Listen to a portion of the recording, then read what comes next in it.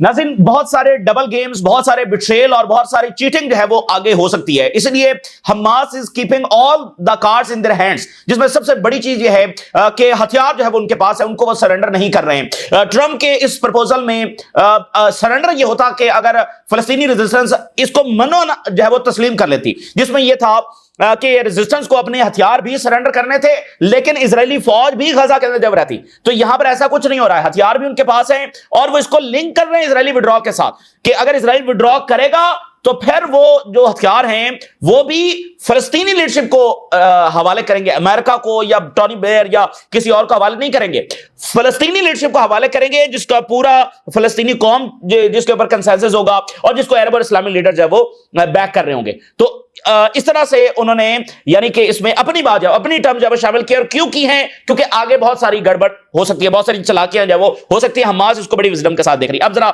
आगे आगे एक एक चीज देखते जाइए। नाज़रीन, पहली बार इस जारियत के दरमियान फर्स्ट टाइम ऐसा हुआ है कि अमेरिका ने इजराइल को कहा कि stop the bombing to start the negotiations, यानी कि मुज़ाकरात शुरू करने के लिए और मुज़ाकरात को आगे बढ़ाने के लिए अमेरिका ने इजराइल को कहा कि वो बमबारी रोके। पूरी इस जारियत में ऐसा कभी नहीं हुआ। आपको याद है कि मुज़ाकरात तो साथ साथ चल रहे होते थे, मीटिंग्स हो रही होती थी और सैकड़ों मरतबा, बेशुमार मरतबा मुज़ाकरात हुए हैं, बमबारी साथ साथ जारी होती थी। कभी ऐसा नहीं हुआ कि मुज़ाकरात के लिए बमबारी जो है रोकी गई हो। और इसके लिए इजराइल ने बार बार जो टर्म्स इस्तेमाल करता था, आपको याद होगा कि निगोशिएशन अंडर फायर, ये टर्म थी कि बमबारी भी हम जारी रखेंगे और इधर साथ निगोशिएशन होंगे। तो पहली बार अमेरिका ने कहा, तो क्या अब की बात जो है वो उनको बहुत रहम आ गया? अच्छा, वैसे उसूली पोजीशन यही थी कि यहां पर एक जारियत हो रही थी, मीनिंगफुल मुज़ाकरात करने के लिए जरूरी था कि बमबारी रोक दी जाती और बैठकर बातें तय कर ली जाती।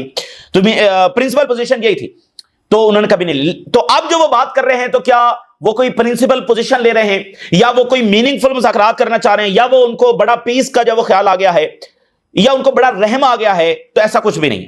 अच्छा, अब नाज़रीन, आपको याद होगा जो पिछला सीज फायर हुआ था जनवरी के अंदर, जो ट्रंप ने करवाया था और स्टीव विटकॉफ ने करवाया था, वो सीज फायर किस लिए हुआ था? क्या उसमें कोई रियल इंटेंशंस थी पीस की? क्या वो कोई मसला फलस्तीन को हल करने के लिए था? क्या वो मिडिल ईस्ट में कोई अमन लाने के लिए था? नहीं। हमें अच्छे तरीके से पता है कि वो जो सीज फायर हुआ था, वो ट्रंप की जो सेरेमनी है, ओथ टेकिंग सेरेमनी है, उसके लिए सिर्फ ये किया गया था। और उसके 10-15 दिनों के बाद ही ट्रंप ने ये कहना शुरू कर दिया था कि पता नहीं ये मुज़ाकरात, ये सीज फायर जब वो टिकेगा नहीं टिकेगा, ये उसकी बातें शुरू हो गई। और फिर कुछ टाइम के बाद इजराइल ने बमबारी जब दोबारा से शुरू कर दी और यूनिलैटरली इसको तोड़ दिया और गजा पर बॉम्बिंग जब वो शुरू कर दी। ठीक है, तो वो एक प्योरली सिर्फ और सिर्फ ट्रंप की ओथ टेकिंग सेरेमनी के लिए किया गया था। तो ये जो सीज फायर हो रहा है, इसमें भी बहुत सारी चीजें हमास गौर से देख रही है। ये जो है वो अक्टूबर 10 से रिलेटेड है। अब अक्टूबर 10 को क्या होने जा रहा है? अक्टूबर 10 को नाज़रीन नोबेल पीस प्राइज के विनर की अनाउंसमेंट होने जा रही है। तो इसलिए ट्रंप साहब जब वो बहुत ज्यादा जल्दी में हैं, और जो ही हमास की एक स्टेटमेंट जारी हुई है, उसने कहा जी ठीक है, हमास ने एक्सेप्ट कर लिया है और बमबारी इजराइल जब रोके। स्टीव विटकॉफ जब वो मिस्र के लिए रवाना हो चुका है। अर्जेंट और रैपिड चीजें जब वो इस वक्त हो रही है। और इसमें फिर आप एक और चीज देखें कि पहली बार सीज फायर हो रहा है, अगर होता है तो अगले घंटों में, विदाउट एग्रीमेंट। यानी एक होता है ना भाई, एग्रीमेंट साइन हुआ है कि हम जनाब जंगबंदी कर रहे हैं, ये 10 दिन की होगी, ये 1 महीने की होगी, ये 1 साल की होगी, ये 5 साल की होगी, पीछे एक एग्रीमेंट होता है। लेकिन यहां तो कोई एग्रीमेंट नहीं है। एग्रीमेंट के बगैर सीज फायर जब हो रहा है, तो ये अच्छा भी है, उसूली तौर पर होना तो ऐसे ही चाहिए, लेकिन ये डेंजरस भी है। जब इंटेंशन सही ना हो तो फिर डेंजरस भी है, और पीछे जब इजराइल हो और अमेरिका हो तो फिर डेंजरस भी है। डेंजरस कैसे है? क्योंकि ये किसी भी वक्त कोलैप्स हो सकता है, क्योंकि इसके पीछे कोई एग्रीमेंट तो है नहीं, कोई कमिटमेंट तो है नहीं, एक जुबानी कलामी बात है, वो किसी भी वक्त कोलैप्स हो सकता है। आप देखें जो इजराइल और ईरान का सीज फायर है, उसके पीछे भी कोई एग्रीमेंट नहीं है। इसलिए हम बार बार कहते हैं कि कभी भी जंग छिड़ सकती है। क्यों? क्योंकि उसमें कोई एग्रीमेंट नहीं है कि ये 6 साल की जंगबंदी हुई है। किसी भी रात कभी भी इजराइल हमला कर सकता है, जंग दोबारा शुरू हो सकती है। अच्छा, ईरान तो चलो एक कंट्री है, उसकी एक डेटरेंस है, इजराइल हमला करेगा तो उसको भी पता चलेगा। तो ये तो गजा है ना, एक ऑक्युपाइड एरिया है और इजरायली फौज पर गजा के अंदर मौजूद है, किसी भी वक्त जो है उसको तोड़ सकती है। और जो ट्रंप का बिहेवियर है वो फिलहाल नेतन्याहू को पसंद भी नहीं आ रहा, क्योंकि इससे पहले तो यही होता रहा है कि अमेरिका कह देता था कि हमास मान ही नहीं।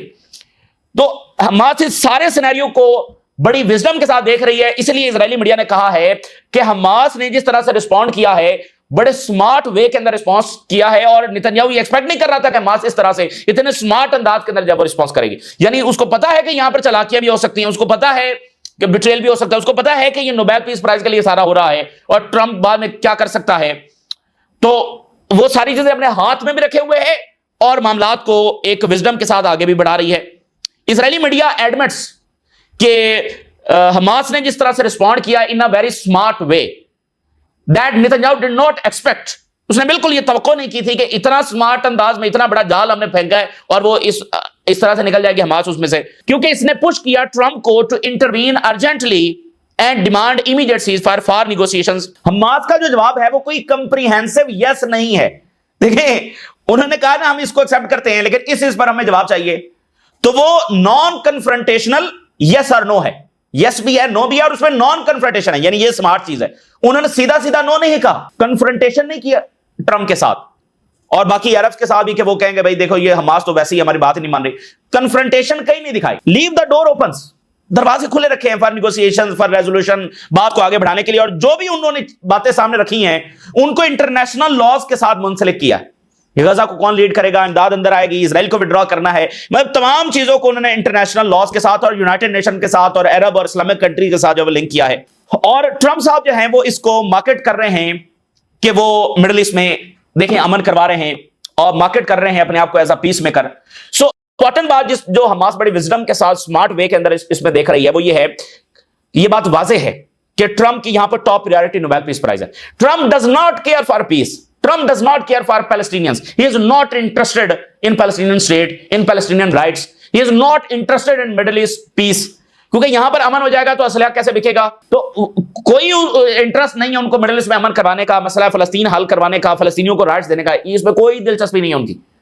सिर्फ वक्ती क्या मजबूरी बन गई है, जैसे उस वक्त ओथ टेकिंग सेरेमनी, तो आज मजबूरी जो है वो नोबेल पीस प्राइज बन गई है। जो ही अगर ट्रंप इसमें विन कर जाता है तो फिर आप देखिए वो कैसा बयानिया बनाएगा और सारी दुनिया से जब वो मुबारकबाद दी जा रही होगी। अभी उसने कुछ भी नहीं किया बल्कि जंगें छेड़ रहा है, तो फिर भी वो दुनिया में अपने आप को सबसे बड़ा अमन लाने वाला प्रेजेंट करता है। जब नोबेल पीस प्राइज मिल गया तो वो तो फिर वैसे ही पूरी दुनिया से मुबारकबाद जब ट्रंप को साहब को जब दी जा रही होगी। उसके बाद ही डज नॉट केयर कि इजराइल दोबारा जब बॉम्बिंग शुरू कर दे, वो इजराइल पर जो इस वक्त प्रेशर डाल रहा है जो कि इजराइल को पसंद नहीं है कि इस तरह भी ट्रंप उनको ट्रीट करे, बल्कि नेतन्याहू तो ये चाहता है जैसे लिंडसे ग्राहम ने ट्वीट किया कि पोजीशन ये होनी चाहिए कि हमास ने जब रिजेक्ट कर दिया है और बॉम्बिंग जब शुरू करो और आगे जो है वो मजीद लोगों को वहां पर जुल्म सितम जब किया जाए और कोई पॉज भी 10 दिन का पॉज भी इसके अंदर जब नहीं होना चाहिए। तो वो तो उसूली तौर पर ये चाहते हैं, लेकिन ट्रंप को फिलहाल ये नोबेल पीस प्राइज चाहिए, उसके बाद वो कोई गारंटी नहीं है। देखें अगेन जितना प्रेशर ट्रंप पर है, जितना अमेरिका के अंदर सूरत हाल है, जितना यूरोपियंस इस वक्त तपे बैठे हैं और तंग हैं, जो मुजाहरे हो रहे हैं और अमेरिकन इंटरेस्ट में नहीं है ये जंग, हो सकता है कि जब सीज फायर हो ऐसे हालात पैदा हो जाएं कि ये आगे परमानेंट सीज फायर की तरफ चला जाए। ठीक है, अच्छी उम्मीद रखी जा सकती है लेकिन एतमाद नहीं किया जा सकता। इसलिए फलस्तीनी रेजिस्टेंस जब एतमाद नहीं कर रही है बल्कि उन्होंने हथियार अपने हाथ में रखे और उनको लिंक किया कि इजराइल निकलेगा तो फिर हम करेंगे। तो आप देखिए बड़ी इंटरेस्टिंग बात यह है कि हमास ने अभी स्टेटमेंट जारी की और देखें वो तो मीडिया पर स्टेटमेंट थी ना, अमेरिका को या ट्रंप को तो कतर और मिस्र ने बताना था कि हमास क्या रिस्पॉन्ड कर रही है, लेकिन ट्रंप साहब इतनी जल्दी में थे कि उन्होंने हमास की मीडिया वाली स्टेटमेंट को लेकर ही कहा कि बेहतरीन हो गया और सारा कुछ अच्छा होने जा रहा है। और ये Trump quickly relied on the Hamas statement and directed to the Arab media ignoring the official response through mediators. Official response उन्होंने कहा हमास ने स्टेटमेंट जारी कर दिया, बस ये इनफ है, even though it is clear and more direct and contains detail and do not help in marketing it to the media। तो वो ऑफिशियल रिस्पांस के ऊपर होना चाहिए था ना, लेकिन उसने मीडिया की स्टेटमेंट पर ही रिलाय करते हुए उसने कहा जी बहुत बेहतरीन हो गया और सब अच्छा जब होने जा रहा है, तो उसको वो सिर्फ मार्केट कर रहा है as a man of peace, जो कोई नहीं करवा सका मैं करवा रहा हूं, 3000 साल के बाद मिडिल ईस्ट में अमन होने जा रहा है, ये सारी बातें वो कर रहा है। और इस चीज को हमास और बाकी मुल्क भी एहतियात के साथ देख रहे हैं, मतलब वो कुछ लूज नहीं कर रहे हैं ना, इसमें कुछ लूज नहीं कर रहे हैं, सब कुछ उनके हाथ में है। तो अगर बमबारी रुक जाएगी, अगर इमदाद अंदर चली जाएगी, अगर मीडिया अंदर चला जाएगा, लोग अंदर चले जाएंगे, फिलिस्तीनियों को कुछ रिलीफ मिल जाएगा, तो इसमें गेन नहीं किया ना, लूज तो कुछ भी नहीं किया है। बाकी अब हमास तो ट्रंप को नोबेल पीस प्राइज लेने से रोक नहीं सकती, जब सारी दुनिया जब मुस्लिम मालिक उसको नॉमिनेट कर रहे हैं तो हमास के कहने पर उसको नोबेल पीस प्राइज जब रुक जाएगा। सो उन्होंने यहां पर बड़े स्मार्ट अंदाज के अंदर आगे वो बढ़े हैं। इसलिए आप इजरायली मीडिया देखिए, for the first time since the start of the war the US does not accept the principle of negotiating under fire. ये उनका चैनल 12 रिपोर्ट कर रहा है। पहली बार यानी हमेशा निगोशिएशन अंडर फायर होते थे, पहली बार नहीं हो रहे। वी वर ऑलवेज अलोन, ये उनकी चीखों पुकार जब शुरू हो गई कि अमेरिका ने हमें तनहा छोड़ दिया और हम तो हमेशा ही ऐसे थे, ये थे वो। The table have turned on us, एक और media, table had turned on us, ये इजरायली मीडिया कह रहा है। कुछ इजरायली आउटलेट्स हैं वो ट्रंप को जो हमास का हेड बैंड है वो पहना कर कि ये तो हमास का बंदा, मतलब हमास को सपोर्ट कर रहा है, ये वो चलाना शुरू हो गए। इट सीम्स दैट कि Israel assumed from the beginning कि हमास इसको कैटेगोरिकली रिजेक्ट कर देगी, कैटेगोरिकली रिजेक्ट कर देगी। तो हमास ने इसको एक्सेप्ट भी किया है और रिजेक्ट भी किया है और कन्फ्रंटेशन भी नहीं की, और अपना जो बेहतरीन रिस्पॉन्स हो सकता था वो उन्होंने दिया है, और हथियार भी उनके पास है। और फलस्तीन की जो फैसला है वो कह रहे हैं कि वो फलस्तीनी लीडरशिप करेगी, ना कि कोई बाहर से आकर करेगा। तो मिस्र के अंदर सारे इकट्ठे हो रहे हैं, फलस्तीनी डेलीगेशन भी जा रहा है, इजरायली डेलीगेशन भी जा रहा है। स्टीव विटकॉफ जब वहां से रवाना हो चुका है, और फलस्तीनी रेजिस्टेंस ये कहा है कि मिस्र के अंदर एक फलस्तीनी कॉन्फ्रेंस होने जा रही है on the future of Gaza. तो ये अब तेजी के साथ डेवलपमेंट्स होंगी, और उसमें बड़ी एहतियात के साथ, बड़े संभल के साथ, क्योंकि किसी भी वक्त कुछ भी बिट्रेयल कुछ भी हो सकता है। फिर साथ ईरान पर हमला है, वो मैं आगे चलकर आपके सामने रखता हूं। स्वीडन ने कहा है कि हम स्ट्रांगली वेलकम करते हैं हमास की अनाउंसमेंट के वो कैप्टन्स को छोड़ने के लिए तैयार है। क्या ये हमास ने पहली बार अनाउंस किया कि हम कैप्टन्स को छोड़ने जा रहे हैं? नहीं, वो तो सैकड़ों मरतबा ये कह चुकी है कि हम छोड़ने के लिए तैयार हैं। फिर आज ये इस बात को जो वो क्यों रिकॉग्नाइज कर रहे हैं? तो ये बुनियादी फर्क है माजी में और आज में। यूरोप में और इजराइल में जब वो फड्डा पड़ा हुआ है, इटली ने तहकीकात शुरू कर दी और कार्रवाई शुरू कर दी है कि इजराइल ने हमारे सिटीजन्स को किडनैप किया। मामूली चीज नहीं है। Italian parliamentarians we submitted a memorandum to the attorney general due to Israel kidnapping. Israel ने इटालियन सिटीजन्स को किडनैप किया है, यूरोपीय यूनियन के मेंबर स्टेट को किडनैप किया है। Kidnapping of the activist who were on board of freedom flotilla. और इटली के सिटीजन्स देखिए कितने बहादुर हैं। 26 सिटीजन्स थे जिसमें 11 ने साइन किया पेपर के ठीक है हम वॉलंटरी डिपोर्टेशन के लिए तैयार हैं। तो वो अब उनको इजराइल से इस्तांबुल डिपोर्ट किया जा रहा है, फिर आगे वो टर्की इटली चले जाएंगे। लेकिन जो 15 इटालियन नेशनल्स हैं उन्होंने कहा कि हम कोई साइन नहीं करते, और उनको जो अदालत में पेश किया जा रहा है। तो इटालियन सिटीजन्स का ट्रायल हो रहा है इजरायली कोर्ट में, और इटालियन सिटीजन जिनको इंटरनेशनल वाटर्स में पकड़ा गया है और किडनैप किया गया है, इजरायली अदालतें उनका ट्रायल कर रही हैं। ये बड़ी एक सूरत हाल है यूरोपियंस के लिए कि उनके सिटीजन्स का ट्रायल इजरायली अदालतों में हो रहा है, और जिस तरह से रखा गया। और जो बैन गवर्नर ने कहा कि ये टेररिस्ट है, यूरोपियन नेशनल्स को कहा, तो वो बड़ा रिएक्शन यूनान से भी आ रहा है, बाकी मुल्कों से भी आ रहा है। अंदर उनके बहुत प्रेशर है कि मतलब यूरोपियन नेशनल्स के साथ ये हो रहा है, और कर कौन रहा है? इजराइल। ईरान नहीं कर रहा, रशिया, नॉर्थ कोरिया, चाइना नहीं कर रहे, ये इजराइल कर रहा है। उनको ट्रीट कैसे कर रहा है, उनको अब्यूज कैसे कर रहा है। सो जहां तक मिडिल ईस्ट में अमन की बात है, अमन तो उम्मीद की जा सकती है, लेकिन ऐसा लग नहीं रहा। तो बहुत सारे बिट्रेयल, बहुत सारा कुछ दरमियान में है, और हमास बड़े बेहतरीन अंदाज में आगे बढ़ रही है, और इधर ईरान की जंग तेजी के साथ अप्रोच कर रही है। अब आप जरा ये देखिए, इजरायली ऑपोजिशन लीडर कह रहा है कि एनीवन हु थिंक्स के ईरान का इशू जो है वो डेड और खत्म हो चुका है, he is wrong. Iranians are strengthening their defences, Iran अपने डिफेंस को बढ़ा रहा है, मिलिट्री कैपेबिलिटीज को जो है वो बढ़ा रहा है, न्यूक्लियर साइट्स पर काम जो है शुरू हो चुका है, और जो स्नैप बैक जो सैंक्शंस लगी हैं ये कोई इंसिडेंस नहीं है। This time Iran may be planning for a surprise. Israeli opposition leader, middle east on the edge, Iran prepares defences as Israel and US gear up for possible attack. वो वहां पर buildup कर रहे हैं, और Iran भी अपनी भरपूर तैयारी कर रहा है। इजरायली स्ट्राइक ऑन ईरान में भी इमिनेंट, बिल्कुल ऐसा वाज़ेह लग रहा है कि हमला होने जा रहा है। यूनाइटेड स्टेट जो है उसने अपनी मिलिट्री प्रेजेंस जब वो बढ़ा दी है, और ईरान सीक्रेटली रीबिल्ड कर रहा है अपनी मिसाइल प्रोडक्शन फैसिलिटीज को, और रशिया के जो प्लेन्स हैं वो आ रहे हैं। और फिर अभी क्या हुआ, कुछ घंटे पहले ईरान ने जो मुसाद के एजेंट्स हैं उनको एग्जीक्यूट कर दिया, तो वो टेंशन जब और बढ़ गई हैं। So the fragile cease fire could collapse at overnight. किसी भी रात, शायद आज रात, शायद कल रात, शायद परसों, शायद 10 दिन बाद, किसी भी रात हमला होगा और ये सीज फायर कोलैप्स हो जाएगा। फिर आप देखिए, the US is expanding it's third missile system base in Israel. वो आगे काफी तफसील है, लेकिन वो अपना डिफेंस जब यहां पर बढ़ा रहे हैं, डिप्लॉयमेंट जब बढ़ा रहे हैं। तो Trump cares for Nobel peace prize, ताकि वो अपने आप को मैन ऑफ पीस जो है वो मार्केट कर सके, और जंगें उसकी फिंगर टिप्स पर हैं, वेनेजुएला से लेकर ईरान, और बहुत कुछ जब वो होने जा रहा है। लेकिन एट द सेम टाइम जो पीस फोर्सेज हैं वो भी काम कर रही हैं। अरब मुल्क, इस्लामी मुल्क, यूरोप के कुछ कंट्रीज वो चाह रहे हैं कि यहां पर ये कोई लंबा सिलसिला यानी पीस का हो जाए, लेकिन उसके चांसेस कम हैं।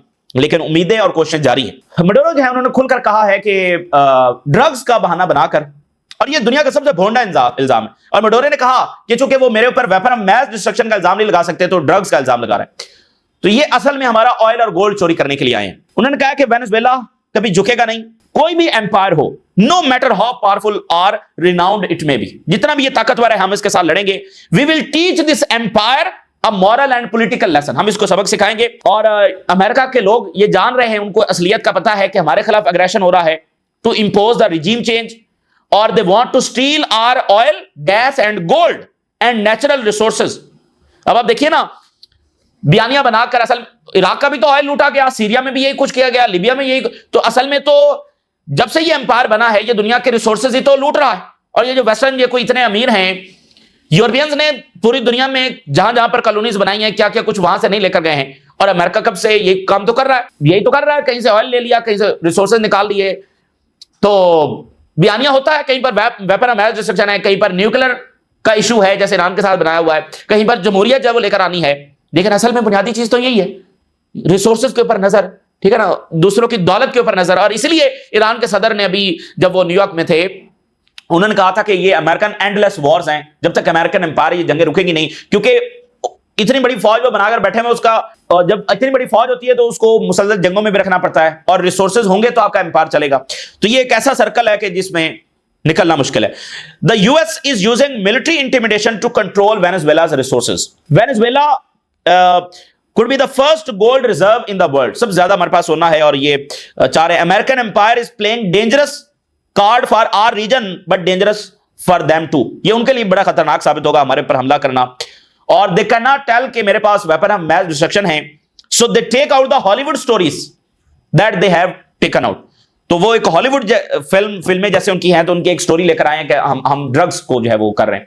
तो अभी जो है वो एक और उनकी कश्ती के ऊपर अटैक हो गया। और जरा जो सेक्रेटरी ऑफ वॉर है अमेरिका का, उसके जरा अल्फाज सुनिए। कहता है कि मैंने ट्रंप के ऑर्डर पर एक लीथल, अब अल्फाज चेक करें, लीथल और काइनेटिक अटैक किया है नार्को ट्रैफिकिंग पर। अब ये नई इस्तेलाह है, नार्को टेररिस्ट। तो वहां पर जनाब वो जा रहे थे ड्रग्स को लेकर, और हमने सबको जब मार दिया है, ये कर रही है। तो लीथल मैंने बड़ा अटैक किया, और वो उसकी वीडियो भी जारी हुई है, काफी वो खौफनाक वीडियो है। अब देखना, उसका कोई एविडेंस नहीं है कि क्या वो सिविलियंस हैं, क्योंकि पहले जो अटैक हुए उसमें वेनेजुएला ने बताया कि ये हमारे जो वो माहीगीर थे, ठीक है ना। तो जनाब अली अब उन्होंने एक और कश्ती के ऊपर अटैक कर दिया है। तो इसका मतलब उनकी वो तो जंग जो वो शुरू कर चुके हैं, क्योंकि वो तो कश्तियों के ऊपर अटैक कर रहे हैं और बिल्डअप कर रहे हैं, और किसी भी वक्त बंदरगाहों पर और एयरपोर्ट्स पर जब हमला कर सकते हैं। और अमेरिका के अंदर भी काफी अजीब सूरत हाल है। सेक्रेटरी ऑफ वॉर ने नेवी का जो टॉप एक ऑफिशियल है उसको फायर कर दिया है amid power struggle over service structure. तो ये जनाब इस वक्त की काफी सूरत हाल है, डेंजरस सूरत हाल है। और मिडिल ईस्ट से लेकर वेनेजुएला से, यूरोप से और पैसिफिक तक सब जो अलर्ट बैठे हुए हैं, और किसी को किस पर कोई ट्रस्ट नहीं है। और पीस तो फिर भूल जाइए कि वो यहां पर कोई हल होने जा रहा है मामला। तो ये इस वक्त की ताजा सूरत हाल है जो आपके साथ शेयर किया। आपने राज करें, अल्लाह हाफिज।